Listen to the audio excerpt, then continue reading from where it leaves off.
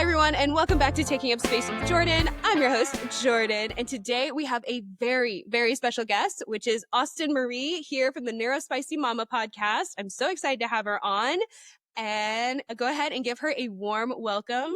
Hello, everyone. Can you go ahead and introduce yourself for everybody? Yes. First of all, thank you so much for having me. I'm excited to be here. You're actually my first podcast that I'm guest on. So Ooh, yeah, yay! special spot in my heart. I am Austen Marie. I am a neurodivergent single mom, a former teacher, and again, I am the host and creator of the NeuroSpicy Mom Pod. I talk openly about parenting, mental health, and life as a late diagnosed autistic ADHD woman. And I'm just trying to build a safe, cozy community for other people who have always felt othered. Maybe you're not even neurodivergent, but you just always felt like you didn't quite fit in, or you've kind of done some transformational healing that you found that you no longer fit in the life you once had. So I'm trying to create a safe space for us to land. We love safe spaces, especially for those that feel othered. Mm-hmm. Well, to kind of just dive right into it, I want to start with the name of your podcast. I love it. Can you tell us kind of like what inspired the name? And you kind of already described like the mission behind it, but kind of go into why are you spicy? Well, I was, again, a teacher for a decade, and I always taught little. So I taught first grade, and then I was tapped down to teach TK. And while I was teaching TK, I really had to dive into that age of the child development and my degrees in psychology. So I knew that I had to be really mindful of attachments and kids' temperaments. And the more I got into working with littles, I went further into that idea, into learning about the nervous system. And that's kind of where everything bloomed for me from there. And so when I started to, instead of look at behaviors in children as good or bad and started to recognize them as communications from their nervous system, I started to really blend neurodivergent practices into my programs. And so one of my dear aides gave me a NeuroSpicy shirt one day, and it just kind of clicked. And I just was like, gosh, I just feel like parenting or being a teacher or a caregiver or an auntie or someone who, you have a kid in your life who is neurodivergent, or a person in your life who is discovering that they're neurodivergent. It's a different way of looking at the world if you want to come at it in the most protective, empathetic space. So I was like, we need a space to talk about this and open and make it not weird. And so we're neurodivergent. That maybe that word shuts your ears off because it's too many syllables, like neurospicy. Then how about that? Like I didn't like calling kids special, our specials, but neurospicy is, I think, hopefully not offensive to anyone. Yeah, I don't think so. I like it. For anybody that doesn't know, could you maybe describe neurodivergent in kind of your own terms? Because I know that that is kind of a more newer term for a lot of people. Like you said, a lot of people have moved away from the like calling people, like I remember when I was growing up, it was like special education and stuff. And I know it's kind of changed within the school systems too. And to be upfront, it might have changed since I have left teaching, that it's always ever evolving. But neurodivergence is really an umbrella term to include any type of brain development that is not typical. So if you were to grow a brain in the lab of what our human brain as a human species would look like, that would be a neurotypical brain. That brain developed in a typical way that we would expect. So a neurodivergent is someone who their brain has developed, it has diverged from what is typical. And so it encompasses autism, ADHD, those are words that people are familiar with, but also dyslexia, also audio processing issues, sensory issues. It really is a huge umbrella term for any way that your brain has diverged from what is typical. Thank you. Yeah, I appreciate that. Yeah, I've heard, I talk about this on the podcast all the time, but into therapy, the questions that the therapist had asked me when I first started with her 4 years ago is she was asking me, she's like, are you neurodivergent? And do you know what that is? And I remember being like, oh, I was like, I'm not I don't suffer or don't have like autism or ADHD or anything. And she's like, oh no, it can like cover a wide range of things. Like your brain changes from like PTSD. And if you have like bipolar or any type of Trauma. mental health, like deep mental health issue, she's like, even depression. And I was like, holy, I was like, this is a, she's like, because your brain like responds Changes. differently, like than Yeah. someone who grew up in, let's say, like a very safe, protective home, the typical, they're like, but if you had trauma as a child, like your brain is going to be wired differently and going to respond to different things. And therefore, you do fall into that category of neurodivergent. It just might be 100%. different. So I like that you called it like an umbrella Yeah. rather than like, because I've heard people call it a scale.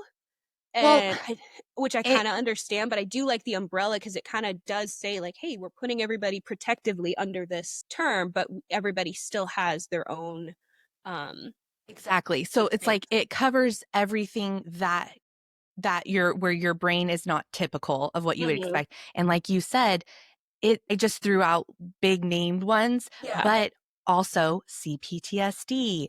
Like you said, if you experience trauma as a child and your brain is still developing, it absolutely has a physiological effect on your brain. It changes the way your structures of your brain are and what is and is not allowed to develop. And when I was going through my most intense therapy while I was going through my divorce and really figuring out through working through like I'm experiencing this kind of abuse and underneath it why did I let that happen is this undiagnosed neurodivergence. I was asking, well, like, are my behaviors, is this the neurodivergence or is this the trauma?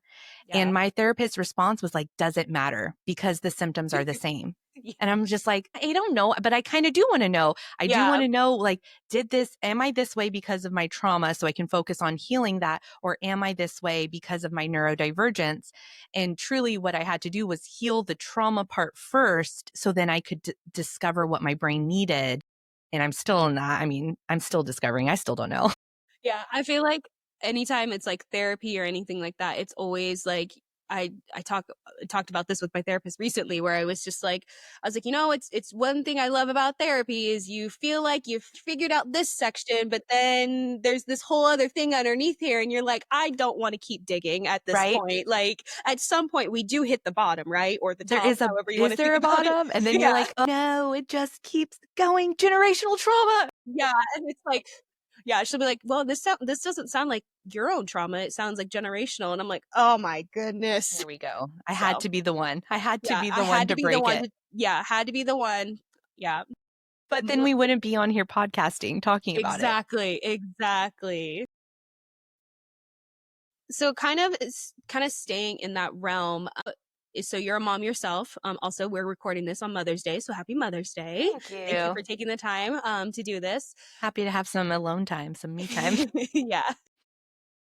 But so how did your own journey with neurodivergence and motherhood kind of help you also with like the podcast and just kind of going through with your life? Well, I think God, it's such an intertwined journey. It truly was because I'm a hardcore masker. I have high anxiety. I was able to mirror people really well. I'm a people pleaser. And so, although I was not able to make meaningful relationships and long term friendships, I was able to get by where I was at in the stage of my life at that moment. But what that leaves you with is not a lot of foundation, not great support. I was high masking how I'd get by, but I didn't have a lot of support. Yeah. And so, like a lot of women who are millennials like myself, after having children, suddenly all of those supports and tricks that you put in place for yourself kind of fall apart. They deteriorate. And especially because with neurodivergence becomes a lot of other things like you're more likely to have hormone issues, which is going to make your pregnancy harder. You have sensory issues anyways. So everything becomes elevated, and suddenly everything that you used to be able to like keep together, it starts to fall apart. But it looks like the baby blues, or it looks like I'm just a new mom, I don't know. And Yeah. so I started to go to therapy because I knew I had a history, adverse childhood. So I knew I had a history of a good chance of having postpartum depression. So I got myself in therapy right away, and I've been in since. I've always been. I'm a That's good to lifelong. know that you knew that about yourself, though. That's awesome. Yes, but I wish I would have done it sooner. Like I wish I would have Oh. dug in sooner because I was treating the top stuff. And I didn't know about the deeper sensory neurological issues until I was brought into true survival mode through having children. So it was through actually at that same time being a TK teacher, really, I'm autistic. Guess what I'm going to do? I'm going to have to know everything about this because that is my brain. I will learn everything about this. So I was accidentally reparenting myself without realizing it. I have my program is, again, my degree is in psychology. So growth mindset, the way we speak, is the foundation of why I have this podcast. Words are magic, and what we say, our brain believes, and it will take that and create our self identity and the way we present ourselves and essentially our world around us. Yeah. And so while I was going through healing from a bunch of stuff, while also trying to ingrain this deep sense of inner knowing in children that, like, for their foundational understanding of themselves, is that you are enough, you are important, you are allowed to say no always, and to walk like there's nothing wrong with you ever. Like you are perfect as you are. I didn't want to teach kids to teach them how to read. I didn't care about that. I just wanted them to have a person who was forcing them to say good things about themselves. Like, you can't read yet. Don't you forget that power of yet. Yeah. And so when I had to step away from teaching because of a mental breakdown, I truly just have always felt like I've experienced so many lives and so much trauma. And the way that I can alchemize this is to share it and spread it so that it's not weird anymore. Like I needed that space to talk to when I was going through my own understanding of my nervous system, and I didn't have it. I needed that space to like fall back into, and I didn't have that community. So I'm taking that, and the goal is to have this podcast to eventually have a homestead so that women escaping abuse can go to, Mm. and creating all of those things that we really need as women, that and supports that aren't there yet. And I'm hoping that the podcast will be the rocket to like get us to that safe space. Yeah, I love that. I also love I think you said like the power of yet, Yes. where it's just like, oh, well, it can apply to anything where it's like, oh, I can't run a 5K yet. Because Oh, your brain hears that, yeah. and it takes that from a growth mindset to a fixed mindset. Hmm. And it is just that one word that keeps your brain and subconscious knowing that there's still hope. It is not a closed door. If you forget that one word, it's done. Oh, you can't. Okay, so you told your brain that your brain accepted it. That's a fact now. And words really are magic. Yes, they really are. Yeah, because it's crazy when you look back on like your previous lives and your past selves, and you're like, wow, like they really just needed to hear that one word, like Yeah. yet, because they close. You don't realize until you start to expose yourself to a different way of living Yeah. and understanding that like no, there is still hope. The doors aren't closing. Yes, some doors have closed in the past, but that doesn't mean doors are always going to continue to close. And it's really important for a lot of people to remember, especially women, that we don't have to keep closing our own doors, and just understanding that like just because something hasn't happened doesn't mean it will never happen. I love that. Just the power of yet is, Yeah, I love that. exactly. And I don't know, I'm a first generation American citizen. So I was raised in a different way of being, and I was raised at a Catholic school with a lot of shame and guilt. And I think that like it's important to understand the actual science behind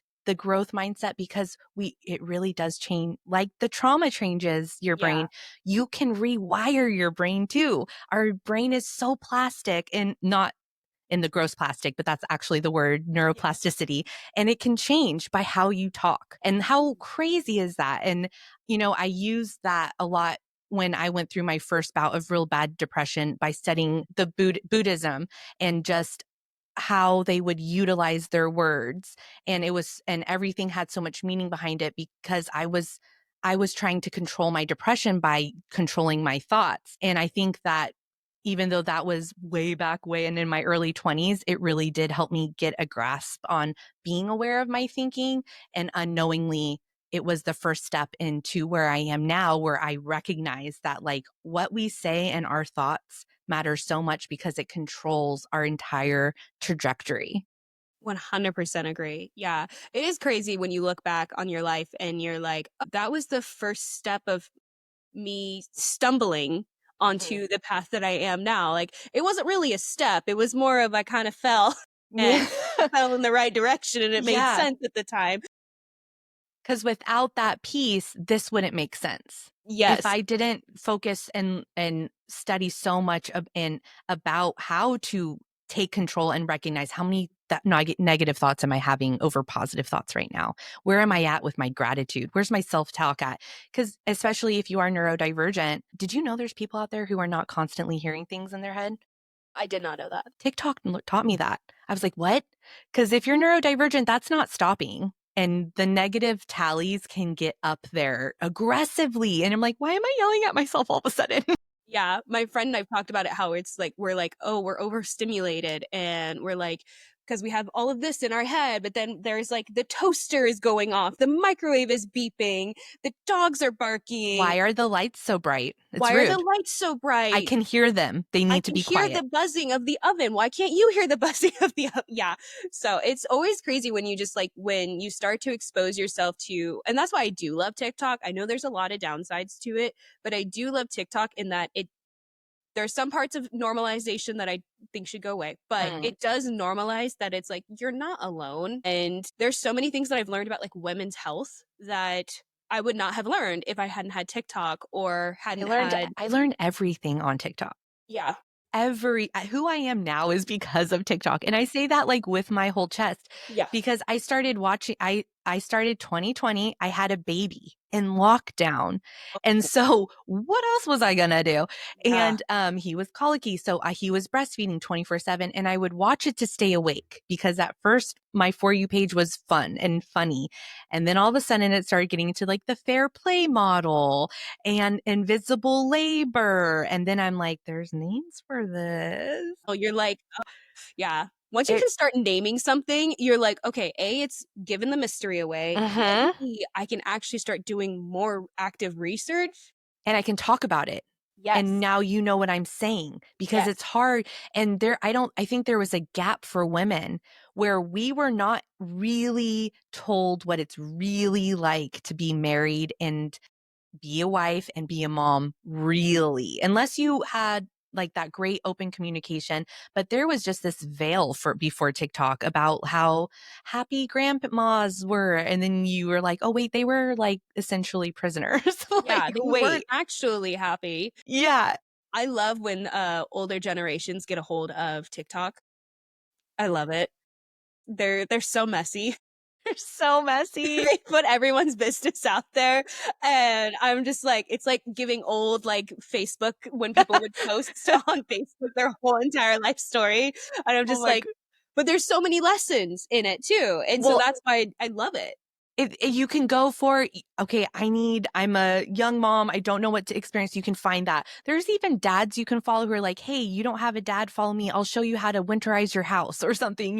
Yeah, I love the what is his name? I'll see if I can find him to It's post probably him the down. same dad who Yeah, it he's probably like, is. your dad. Yeah, he's like, it's this time or it's that time of year again where it's time to like, it's like it's spring cleaning. This means you need to go ahead and Yes. flip your rotate your mattress, change the Clean the batteries in your smoke detector. filter in the what? You have to clean a filter from your dryer? What? Like, what do you mean? I just scooped out the little. I have to do more. There's another one? Yeah, I'm Like, like, I don't understand what you're talking about, sir. But yeah, thank you so I mean, much. it's the best. I feel like it's we don't have those neighbors that you can go to knock on their door. And, Yeah. our community, we're so isolated in our little individual houses now, where I feel like TikTok is where you can be like, hey, how do you do this? Like, or I have Yeah. a cough. What do you use naturally? Like, and it's a way to get in touch with just the normies. Yes. Yeah. Well, it's again, it just helps normalize that you're not actually alone, and it can feel like you can feel alone in your day-to-day life, but it's like, TikTok is a great resource for people to be able to be like, "Oh, I'm a new mom," or, "Oh, I'm moving to this new city," or you Where's can just easier what are do restaurants? Like yeah, you can just easy do things like research that. so much easier. And like obviously sometimes you have to do a little bit more research outside of TikTok. Yeah, depending on what you're looking at. Yeah, like I mean, we're not advertising that you should diagnose yourself with anything. Please go see a doctor. Um, but But if you watch 200 videos and you're like, yeah, I relate to that. Then you can go into that appointment knowing like, listen, I'm not making this up. Like I know for a fact that this has a name and stuff. And so it was really validating in that way. And it like, are there any unique experiences? I'm like, oh, no, I've never had a unique experience in my life. apparently, yeah, that's a trend. I'm like, dang it. Yeah. I thought that was just me. Yeah, I was like, oh, there was one trend the other day that I saw where it was just like the eldest daughter on Mother's Day, and I was just like, so I've again never had a unique Are you the experience. oldest daughter? I am the oldest Me daughter. too. It's just me and my younger brother. Yes, I am the oldest as well. Eldest daughters, we love to get in front of a podcast and yeah, Breaking that trauma, man. yeah. So kind of moving a little bit away from TikTok because we could go down a whole rabbit hole on that one. I want to kind of move into a little bit more about like your story about like being a mom and neurodivergency. And so I guess my first question to start off on that is what do you wish more people understood about parenting while also being neurodivergent yourself? Ooh, heavy hitter question. I think that it's important to understand that. Have you heard of the spoon theory? No. So there's a gal who does a really great way of explaining energies. Like everyone comes into our days with a certain level of energy, essentially. And she explains it as spoons. Some people wake up and they have 8 spoons that they wake up with. And everything that you need to do in your day, you need to exchange a spoon for it. She goes through getting ready, 1 spoon, getting ready for the day, going to work, that's another spoon, being at work all day, that's another spoon, socializing with a friend, that's another spoon, coming home, cooking dinner, that's another spoon, doing a night routine, like getting yourself ready for bed. Okay, that it takes 6 spoons to get through your day and you wake up with 8. So you have 2 extra spoons that you can use to craft or do something that you want to do or reserve it for the weekend. Whereas if you are someone who has a sensory issue or chronic fatigue, any kind of neurodivergence or issue, maybe you wake up with 4 spoons, but your day takes 6 spoons to get through. And so you're constantly pulling energy from places that you don't have, and which essentially leads neurodivergence to burnout.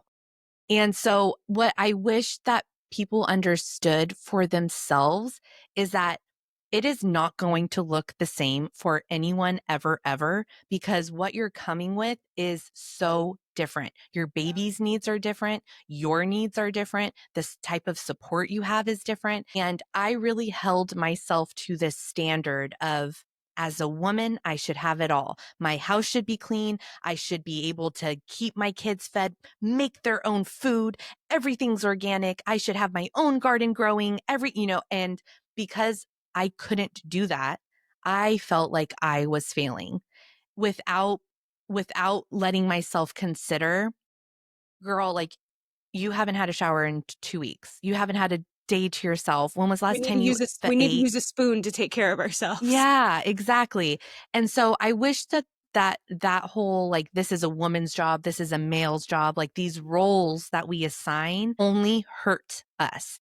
Yeah. And I think that I wish that I would have gone into that with more kindness and understanding that it's going to look different, and that the way that our society in particular handles motherhood and neurodiversity is very much go in the shadows. We don't want to see it. You got to breastfeed, go find a room to like go. We hide away our mothers. We don't want to see the messiness that is real motherhood. And if you are going to be vulnerable and show the hard stuff, people are going to be upset with you about it Yeah. because, like it's a blessing. It's a blessing. And what are you doing complaining? You're a bad mom if you talk about like this sucks. Yeah. Because as a neurodivergent, the sensory issues alone, this is not the joy of motherhood for me. I am suffering, Yeah.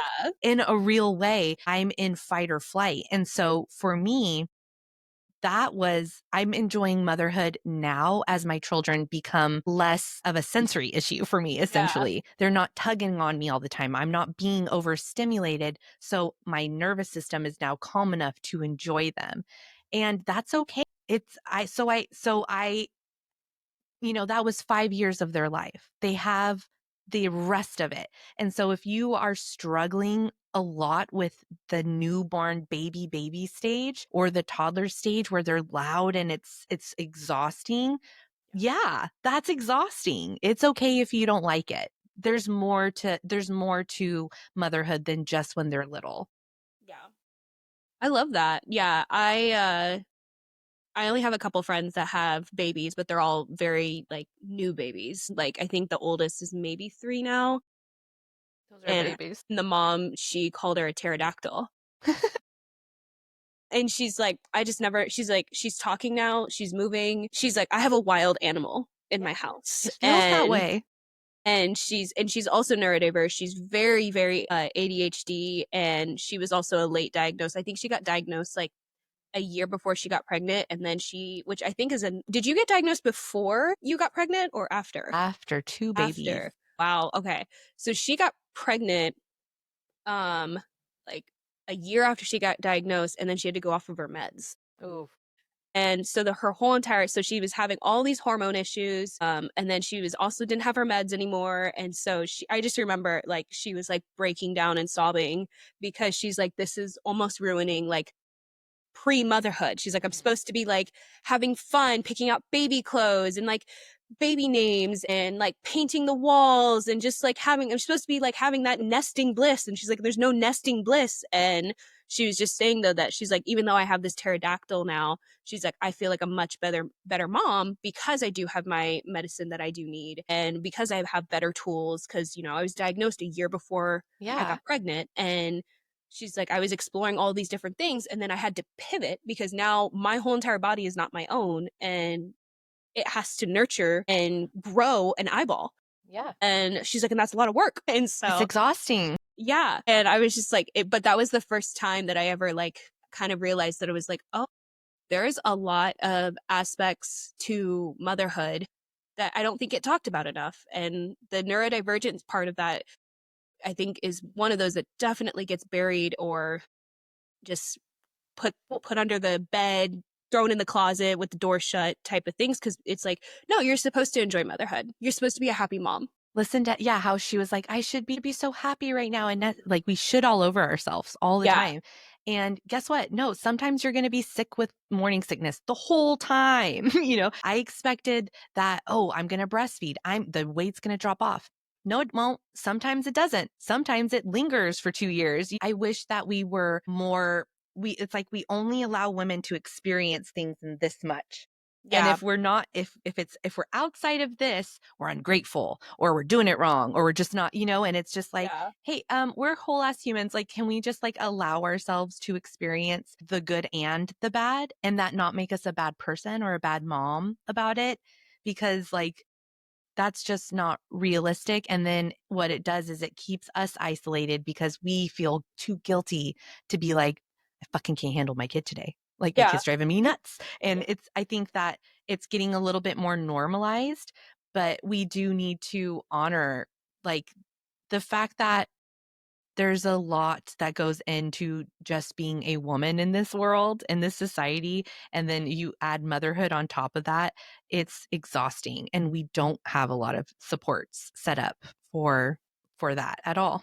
No, we definitely don't. You kind of already touched on it a little bit, but what's a moment from your parenting journey that felt pretty difficult, and how did you find like humor or healing through it? Gosh. My one moment, oh my gosh. I think that right now I'm able to share humor with my kiddos because my youngest is now 5 Mm. and their sense of humor, like they're able to joke with me. And that's been really fun. But for one moment, I think I'll share just a moment yesterday. I even posted a TikTok about it, like crying, like I got dysregulated and it used to be a lot. It used to be all the time. Like once I was dysregulated all day long because I was in survival mode. I was in fight or flight all the time. So I, my baseline was dysregulated. Yeah. And so I used to be really loud and impulsive and stuff, and that's scary for kids. And while I was going through therapy, understanding like need to get a hold of myself because I am so tightly wound that I'm losing it all the time, which then the diagnosis comes into play because you understand I have all of these sensory issues that aren't Yeah. being met and I am super overstimulated and I need this and this. And so now as I raise my kiddos to really open about our neurodivergence and our sensory needs and all of it, like about if I'm on my cycle, they know about it because that Yeah. changes my behavior and my energy levels, what I can offer to them. And so yesterday Which it I wasn't, love that. I love that. Just sorry to interrupt you, but my friend and I talk about this all the time where we're like, it needs to be like advertised that women, when they're on their periods, when they're menstruating, it's not that we're insane. It's just that our whole entire system is against us. well, And can we just have an understanding? There's 4 of us. We are not one woman. You will experience 4 versions of me through the month. And if you don't know the monthly phases, learn it yeah, my because it's follicular phase and my luteal phase are enemies. They cannot be in the same room together. They because luteal, like I would say menstruating is not, which for anybody who doesn't know is menstruating, ovulation, luteal, and follicular. Follicular is when you like feel like your best. It's like your skin is great, you have energy.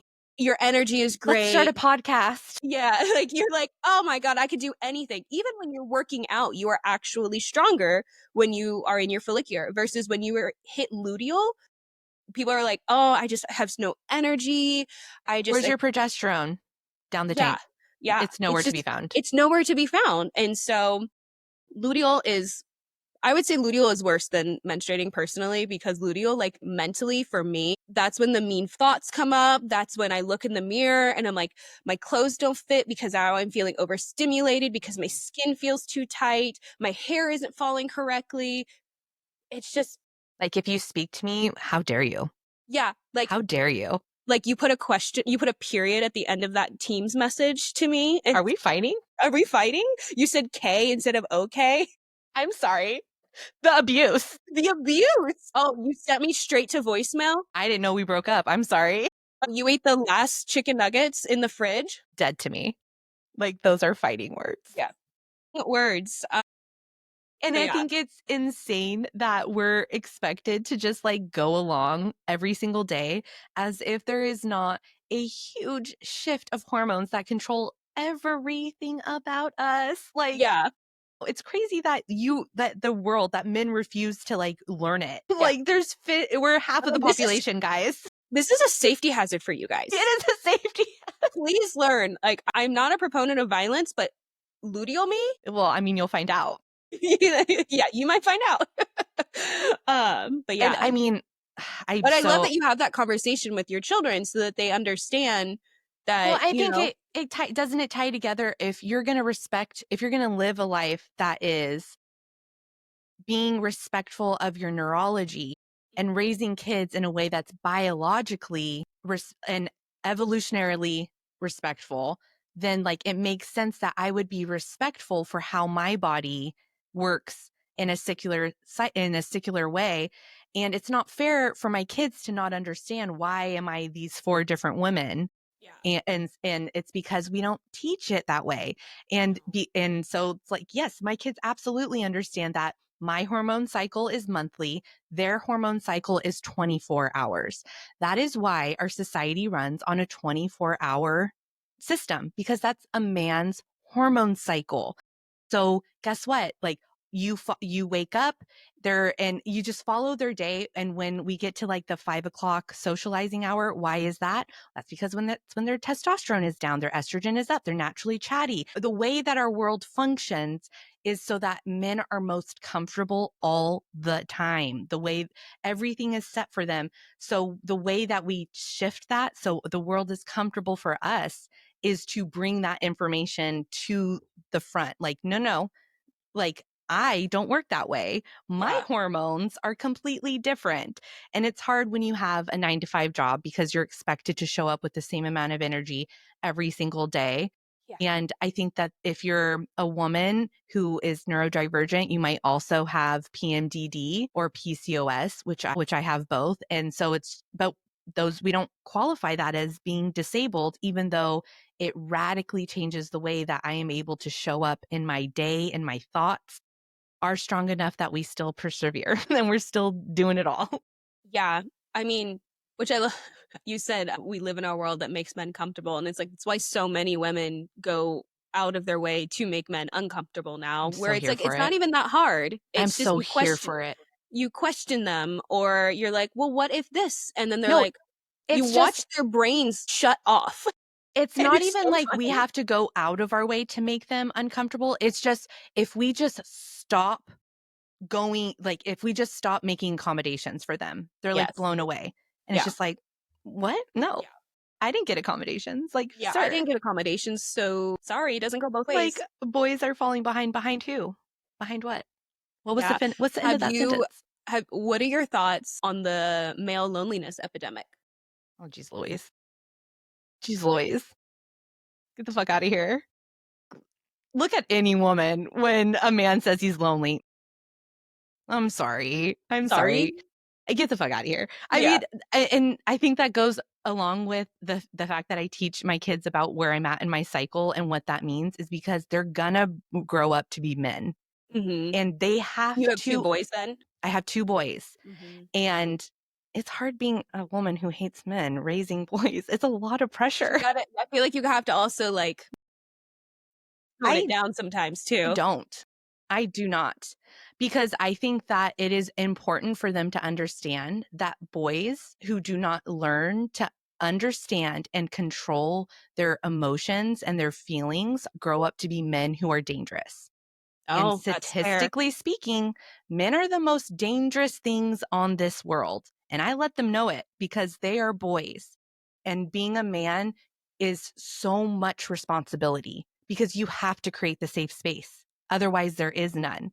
And if you don't do that, then you create an unsafe space. And so there's not a lot of wiggle room. You either are a safe man or you're not. And I think that that starts with from boyhood, understanding the immense amount of responsibility that it takes and control that it takes to be gentle, to be Yeah. kind, to look down on boys who are making fun and dominating, to know that those are actually weak characteristics. Yeah, I mean, I think that's actually a really amazing thing that you're doing, because I think a lot of the times it's like we almost try to teach allyship too late. Mhm. And I saw this one TikTok video, and it was a mom talking about how her I think her friend adopted like a mixed race baby. They look very similar to myself, like probably most likely black and white. And she was teaching her children that, like, basically it was explaining racism to them. Yeah. And people in the comments were like, you're teaching them racism too early. This is so bad of you. They're actually, now they're going to be like looking and noticing the differences of people. And she did the Stitch video. Do you really think that my children, my 4 and 5-year-old, do not already see the differences in Exactly. people? Like, children are such observers and such absorbers of information that my kids are going to notice if I respond differently to somebody. Yeah. They're going to, Well, they're feeling it all. They just they're don't have a feeling it name for all. it. Yeah, And they just, she's giving them words for their yes. experiences. And I don't think that's like saying that it's too young to teach kids body awareness. No, absolutely no. Like, Yeah. and I would get flack and I'd get pushback because in like years ago, I was explicitly telling kids that you are in control of your body. You can say no, even to your family. Yep. And they don't like that. And that was and we would say affirmations like, I control my body. Like, and I would have them repeat those things. And family didn't like that I was saying that they can say no to a hug to another family member, but that is what true autonomy is. Mhm. And so it's just, I think that to give kids words for their experiences before they're traumatized by them is how you keep the trauma from happening. Yes. Because everyone experiences bad things, everyone experiences adversity. Trauma happens when it's not processed, when it gets stuck in the body. And if they Yeah. don't have the words for it, how can they tell mom, like, this is what happened to me today? Like, I think that the way that we protect our kids is by giving them, I mean, of course, there's appropriateness, Yeah. but there's never too early to inform your kids on how to be aware of the wrongs in their society so that they know that that is wrong. Yeah, I do love that more and more parents these days are teaching children to be advocates for themselves Mhm. and giving them the words and teaching them that it's like, no, you can say no to what you want to say no to. And a parent might be like, I'm gonna, might overrule you sometimes. Like, no, yes, you do have to go to bed at 8 p.m. Yeah. But like you do Yeah. have to stick to your bedtime. You do need to brush your teeth and yeah, don't touch that hot thing. But Yeah. then They're there's definitely also the like, have tos and the yeah, there's the safeties hot, of it yeah. all. But it's like, yeah, oh, you didn't like that your teacher hugged you too tightly? Okay, thank you for letting me Or know. that your Like, teacher hugged you without asking. You can yeah, say that. like, No, thank you. you can say Do you that. want a hug? No, thank you. And that's okay. And, coming from an immigrant family, like our culture is very like, I experienced it just being grabbed and kissed at by aunties and uncles that I didn't know. And you're just Yeah, expected to like accept it.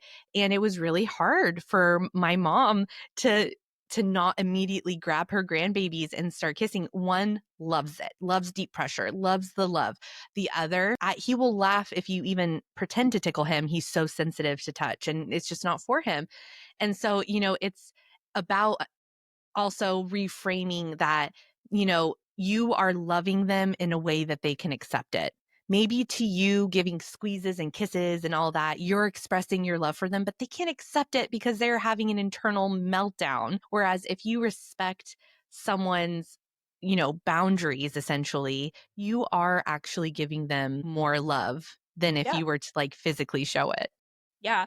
Well, I know now, like as an adult, like I always thought I was weird because I didn't really want to be like hugged and stuff. And I'm not really like the love languages, like touchy feeliness is not like up on my list. Like if Yeah. it's going to be anywhere, it's the bottom one. If it could be off the list, I would love that. But then my best friend is like the complete opposite, where she really loves like giving hugs and really loves to just like, she is a touchy feely person. And Physical so like affection is how she shows her it's how she love. shows love. And so when we were first becoming friends, she was like, "Hey, like, can I give you a hug?" And I was like, "No." No. And she's like, "Oh." And I could tell that like it hurt her feelings a little bit. And so then we like had a conversation about it later on where I was like, "I'm just not that person. Like when you hug me, it feels like I'm suffocating." Mhm. I become like itchy. I get the prickliness on my skin. It doesn't mean that I'm always going to say no to a hug. It just means that I need you to ask me every single time. Because if Yeah. you rush up and hug me, I'm going to respond with pushing you Yeah, away. stress response. It's a stress response. And, sometimes I can control it. And some, like, like children run up to you and they hug you and like, you're like, okay. So but, sticky. but I'm just like, okay, it's fine. But like, with an adult, you're like, when someone runs up to you, you're like, whoa, back off. But it's like when I was a kid, I didn't have that understanding that it was okay Yeah. to say no to that. And And it I thought being there was something normalized. wrong with me. Yeah. And I grew up with that where I was just like, and then it like later on it turned into like, oh, well, you're a cold person because you don't. And that's a whole other thing about being a woman. But it's just like, it's amazing to see parents these days are teaching their kids to be advocates for themselves, even as small as, do you want a hug or not? Yeah. Because translates to later on, because then they will know how to talk as they get older and become adults and get into their own romantic partnerships, because then they can also advocate for their own bodies in those moments and know when something does feel good, when something doesn't, and so on and so forth. And then they can also have those conversations with their partners to be like, what do you like? And Exactly. Hope I'm that's the goal, is that they have been raised understanding that consent must be had mhm, before yeah, entering someone else's personal space ever, ever, ever. And what is consent is enthusiastic, excited, yes with words, yes with your body. And if you don't have the yes with the words and the yes with the body, it's not true consent, because your body sends a message too. And yeah, it's important that we do teach kids that super little, super, super young, so that there is absolutely no confusion when they are older and in situations where they need to be very considerate of people's body languages. yeah. Yeah, I love that. I think I feel I'm someone who has chosen to be child free, and there are moments where I'm very thankful for that. But I also I look at people who are parents and I'm like, you have a tough freaking job. And I am not someone that wants to sign up for it. And And I love that you have loved yourself enough to be okay with that. And I have a hormone disease, so I was actually told I wasn't able to have kids. So I grieved the idea. Growing up in an adverse childhood, didn't I was someone who did not want children. I really, because the way I looked at it was like I had to work so hard as a child that I will spend my adult years being irresponsible, being doing what silly, you want. goofy. Yeah. And then I started to work on my hormones and I was fertile. And so I could have a baby. And so I did have a baby. And, and I think that I'm also, that last of us who my goal was to get married and have a baby. That was the end goal. I came Yeah. from a very tiny, conservative, Catholic background where the true goal is to marry the high school sweetheart. Isn't that the story? The story. And that was the success. And, you were a success if you got a ring. And if you got a ring and you got family, you're done. You did it. You're a success. And, so when it wasn't really so much, I just had this template that I thought I had to follow. And a lot of that was being undiagnosed and not having a true sense of self and just using mirroring to I didn't have a woman in my life who was independent, Yeah. goal, happily child free, doing her own thing, unashamed, not an old cat lady. Do you know what I Yeah. mean? Like, Yeah. not a wench. And Yeah. I love being called a wench. yeah. I had someone actually on a dating app called me a wench, and I was like, we're bringing back old school things. So I was like, let's dive into it. Yeah, exactly. I was like, let me go ahead and get Jane Austen out really quick. Yeah, let me get my coven, excuse Yeah. me. Yeah, yeah. So, I mean, I I think that it was a happy surprise that I was gifted with these 2 babies that Yeah. really forced me to do a lot of inner work that I probably wouldn't have done.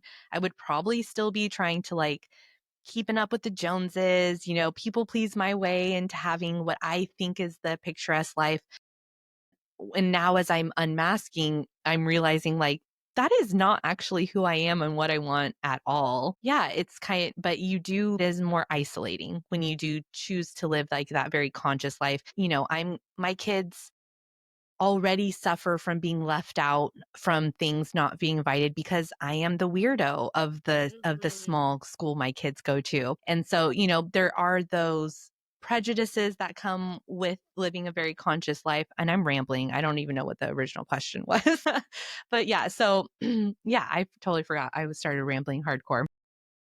So Oh no, you're I totally lost my okay. train of I think people who, specifically moms, who live lives so intentionally and are so self-aware, not to the point where they're self-critical, but so self-aware of what they bring to the table, and then they're teaching that to their children, are superheroes. And then I also believe that I wish more women were okay with saying that, whether they do or do not want to have children, and because it does change, you do have to change your life. I mean, I have two dogs and have to change my life for them. Like, no, I don't get to go and do happy hour right after work because I have to go home and feed them and take them on walks and stuff like that. It's not the same as going home and taking care of children and stuff, but it's like you do have to It's change a your life. commitment. Yeah. Yeah, it's like they are like your children are a commitment and you do have to put their needs first majority of the time. And I think the landscape is different. Us women have more choice because now we can get credit cards and we Yeah. can buy our own house. Like we have a lot of more financial freedom and access now, but also families don't live as close together anymore either. Where even in my lifetime, when my mom had children, I was raised with this little community of her brothers and sisters always being around, having Yeah. a lot of cousins. you know, that's not really everyone's experience now. Whereas when I have kids, my family's 3 hours away. And so to be a woman, and it takes us so long to get to the point where it's like, I can have a kid now, Yeah. like if you are trying to get financially stable and you don't have wealth that you are just given, I am still not ready to have kids and I have two kids, like it's hard to get yourself in that position where you can live a financially secure life. So, I think that it's so amazing that we have so many options now. And I think a part of that is also recognizing that like we've also lost a little bit of that community that Yeah, for that we sure. used to have. Yeah. Or I mean that they used to talk about. I don't know if that's so true. I would have to ask the women that came before me if they do feel like the community was a little bit more tight knit, because it just seems like unless you sign up to be a part of a mom's group, Yeah. it's been a hard experience for me to find like-minded mothers. Yeah, which I feel like that would also be a challenge though, also adding like the neurodiversity aspect to things. But I would agree just in like just a day-to-day life, taking like children out of it, where it's like I feel like our communities are a lot smaller. And I don't know if that's like from COVID. I don't know Yeah. if that's what happened because I feel like I don't know. I feel like it was easier. Like I live in Seattle, so it's always been known as like the Seattle freeze. But before COVID, if you went out to bars and stuff like that, like other people would talk to you. Other people would come up to you and say hi. And I only had a few years before COVID happened, but there was still more sense of community. You would see your neighbors and you would say hi to them and stuff. But I feel now, like even the neighbors here in my apartment complex, I know two of them. I feel like And COVID totally normalized hermiting, yes. and we And I mean, just all sometimes I love hermit. it. Oh, I love it. I Like, thrived yeah, like during the lockdown. I will also say me and my friends in my dog mom community, we were talking about how we were living our best lives. It was just us and our dogs and maybe a martini at 2 p.m. Like we were living our best freaking lives. No, I mean, I was actually truly suffering because I was isolated with a toddler and a newborn, but the pressure of not having to leave the house, Yeah. glorious. That was one of my friends that I've recently befriended. She was a mom during COVID or became a mom during COVID. And she was Hmm. talking about how she's like not feeling like I had to be put together. She's like, I didn't realize how worried I had been about that because yeah, if the baby threw up on themselves, I was like, you know what? Naked. You're Yeah, naked. You can who be naked cares? for the next You're home. 4 days. No one's going to know It because no doesn't one's matter. coming over here. But I didn't think about like how much pressure that was that I'd put on myself that have everything together, like always have a clean home and stuff like that. Cause if I didn't have a clean home and my baby wasn't changed or this, that, and the other thing, then it meant that I was a bad mom. And I Yeah. was just like, there are so many reasons that women are Not. so unhappy sometimes. And Yeah. it's because we of ourselves because So why much would you pressure. like there's so much pressure to just be a good mom, a good woman, a good person, and as soon as you step out of that box, you're labeled as bad, and it's just like Or weird, something wrong. weird, yeah, Yeah. or something's wrong with you. Yeah. But you Yeah. mentioned something the other a little bit ago about like the living like that picturesque life, and so kind of wanted to ask, now that you've kind of gotten out of that and kind of you're starting to live the life that you want to live, what do you kind of see for yourself? What is your picture? What is your dream kind of moving forward? My manifestation. It's a big word. It's manifest. I lost it. My audio processing. my audio processing. Let's manifest it. There it is. So What are we manifesting for you? I'll tell you the whole thing. This is what my dream is. My dream. So I left an abusive marriage, and with, I think, women with TikTok, which taught me a lot about narcissistic abuse, which is super normalized in our society. Like Super normalized. super normalized. Like half of our like romantic comedies are actually just women being like manipulated and like covertly abused. So yeah, I Insert pretty much any Vince Vaughn movie from the early 2000s. yes, I can't watch. Movies are ruined for me because now I look at them and I'm like, this is abuse. This is not funny. Like, and so yeah, I'm such a bummer. I've gotten to that point of healing where I am just a bummer. Like someone will tell a joke, I'm like, that's misogynistic. Let me tell you why. Yeah, Like, like they're like red flag, red yeah. flag, So it's red like, flag. look at how pretty the sky is. I'm like, chemtrails. Let me tell you why it's going. Like, so I'm a bummer. Like, I am just not fun anymore. Almost like Hey, too let's normalize being a bummer though, because that means that you're healed. realistic. You're Yeah. I'm like, healing. Yeah. love's a joke. Like, Yeah. that's a lie. Yeah. Yeah. So all movies are ruined for me. I forgot what we were talking about beforehand. Your dream life. Oh, did dream like them? Yeah. Why? I don't know how we got to Vince Vaughn, but That was me. That was my bad. That was my bad. I I went inserted in that. fear. I was like, yes. Yeah. So, oh, because I was okay. I remember. I'm back on my train. So, I got myself out of that relationship, which included financial abuse, which Mm. is a huge piece of abuse that is not talked about a lot. And it is so hand in hand when women are being abused, they're usually also being financially abused. And so I was very lucky that I had a career in teaching that I could support me and my kids getting out, but I didn't have that community. I didn't have anything to fall back on. Also, if you have not experienced being abused by a narcissist, you don't know what you're talking about. Like, I've had so many women be like, I would never let someone treat me that way. I would just walk away. I would never, and it's just like, you don't understand what abuse is, No. Because narcissist it's like abuse. my stepfather was a narcissist, is a narcissist. He's still alive.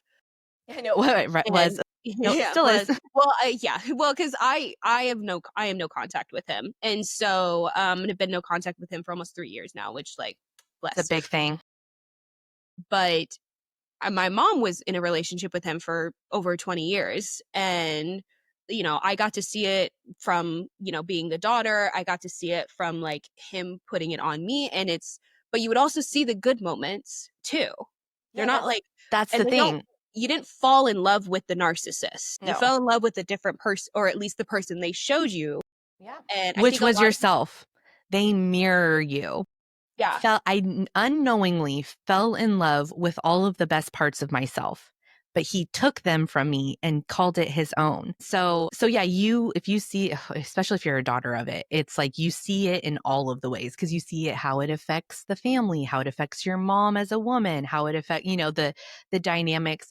And I was listening to Lisa A. Romano's podcast, and she said the sentence that or she was saying how if you do leave, what you're giving your kiddo, because, he's going to try to manipulate my kids against me. He's already changing the narrative of what happened. But if if I leave and I create this safe space, there is no denying the way that you feel when you are with someone who is safe. If you're in an environment where you're truly safe. So what I'm giving my kids is a different perspective rather than staying in that house of eggshells and them thinking that that was normal, that one person could control the entire environment of the family because they were using their emotions to manipulate us. That's what they would think was normal. Whereas now they have that experience and they get to come to mom's house where they're respected, where they're allowed to cry, where they're allowed to experience their full range of emotions and have needs and boundaries. And so I think that through that, that was my kind of motivation to get out, but I had nowhere to go. yeah, So I did the apartment thing. I'm still working on that, but the true goal where I'm going on this long rant is that through the podcast, my goal is to hit enough subscribers so that I don't have to go back to teaching, but so that I can also buy like 100 acre land and create a homestead with a bunch of cabins where women can come and live for free and have other women, therapists, and other services there waiting for them so that they have women to care for their children when they need to fall apart, and then that they can have the time that they need to just be, and then slowly integrate them into the community, whether it be helping with the cooking, helping with the gardening. I also started a cleaning business to support myself while I get those subscribers. Yeah. And my hope is that by the time I have the homestead, my cleaning business will be successful enough that I can also offer women clients so that they have a source of income and a home to live so that they can rebuild their life without having to worry about their basic necessities. And it's going to be called Healing Homesteads. And that is the goal. I love when you come up with a name for something, you're like, there's just something that you start to feel things like click. And it's like when you give something a name, you give it power, and it's like, okay, it has a name now. It's This is real. what it's going to be. And This is what is, this is yeah, where it's all the roads are leaving. And then, hopefully the world will be a little bit better by having just one safe space where women and children can go to heal and then thrive. And hopefully yes. then and leave and spread the kindness. Yeah, because we definitely need more safe spaces for women and people, and especially women and children, though. And There's starting not over, nearly enough. Yeah, yeah, it's if you're starting over is very difficult, whether and you not have only kids or women and not. children. Yeah, that's what I'm saying. I think anyone starting over, Yeah, anyone who is having to leave a hard situation, abusive situation, you need a safe landing space. You can't, you it's do. hard, but you have to usually, your wheels have to keep going, and sometimes you don't have it in you. So, like I said, I'm creating things that I didn't have that I needed. So I have the podcast to talk about it. And I'll have the homestead to offer for other Love that. people. I love having that idea of a homestead. I think that's such a like aspirational goal, and to bring it back, you just haven't achieved it yet. Yeah, yeah, And exactly. well, that'll be so amazing when it comes to fruition. And what did you call it again? Healing homesteads. Healing homesteads. Yeah. I love When that. it's all up and running, you can come and can take a walk through and do a little Yeah. interview about it. Like, Yeah. remember when we talked about this? Yeah. Remember we talked about this? Yeah. That'd be so cool. A full circle moment. Exactly. Yeah. Love that. Putting it out there. So we're kind of coming to the end of our time. Is there anything that you wanted to promote other than your podcast? Is there like, do you want to promote your cleaning business? Anything like that? I don't know actually what area you're located in. I live in Northern California. That's In okay. a, I'm yeah, pretty confident you were in California, but I yeah, couldn't Northern remember where. California in a tiny little, it's not too tiny, but in a city called Chico. Oh, okay. But yeah, I just my podcast. If you want to support me or have any questions about neurodivergence, I'd love to see you guys over at my Patreon, the NeuroSpicy Mom Pod. And I'm so grateful that you are being this role model for women that I did not have when I was coming of age. And I think you're Oh, thank doing you. a wonderful job, and normalizing self-love in women is so important. And I think what you're doing is really going to change a lot of people. Oh my God, you have me blushing. It's just your beautiful tan from the holiday. It's just the Maui glow, the Yes, Hawaiian glow. exactly. Yeah. Yeah. But I did want to just say thank you so much for coming on here. Been following your stuff on TikTok, and I love how vulnerable you are on TikTok as well as you were on today's episode. I you were my first like external person that's not like a friend that's on the podcast. So I'm not gonna lie, I was getting like was like nervous. I was having like nervous tummy You did such a bubbles good this morning. job. You're so good Thank at you. interviewing. Oh yay, thank you. But I will be having everything down in the description, and I'll get it all from you. That your Patreon and can be down and promoted. But I just want to say thank you so much. Again, love your vulnerability. Can't wait for your homestead, and can't Yeah. wait to see how everything manifests for you. Yes. And yeah, Thank you everyone for listening to Taking Up Space. You can find more from the NeuroSpicy Mom on her podcast on Spotify as well as on her Patreon. Those links will be down in the description, as well as her links to her Instagram and TikTok if you want to support her journey so that she can have her homestead one day. But I did just want to say thank you again for listening. Don't forget to like and share this episode with a friend who might need to hear it. As always, your continued support continues to be so grateful and thankful on my end. And as always, it means so much to me. So wherever you are in the world, I hope that you can find just a little bit of joy and a little bit of peace today. And just remember that just because something hasn't happened doesn't mean that it's not going to. And remember the power of yet. Kisses.